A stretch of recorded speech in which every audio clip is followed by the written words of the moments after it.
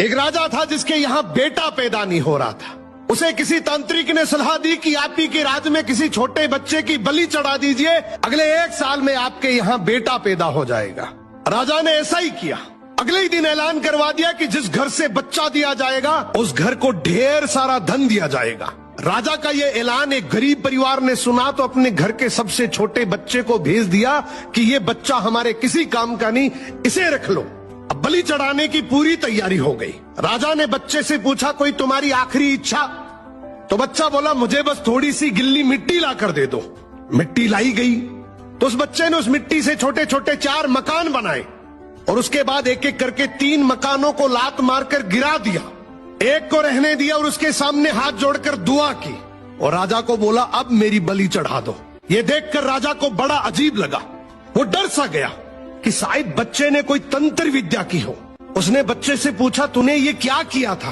तो बच्चा बोला, पहला मकान गिराया जो मेरे माँ बाप का था, जिन्होंने सिर्फ पैसों के लिए मुझे बेच दिया। दूसरा मकान रिश्तेदारों का था, उन्होंने भी मेरे माँ बाप को ऐसा करने से रोका नहीं, तो उनका भी मकान गिरा दिया। तीसरा राजा जी आपका तो काम है लोगों की रक्षा करना, लेकिन आप भी अपने लालच के लिए रक्षक से भक्षक बन गए। आपने तो अपने लालच के लिए मेरी जिंदगी खत्म करने की सोच ली, तो मैंने आपका भी महल गिरा दिया। और ये चौथा मेरे भगवान का घर है, उसके सामने मैंने हाथ जोड़कर कह दिया कि अब सब तू संभाल लेना।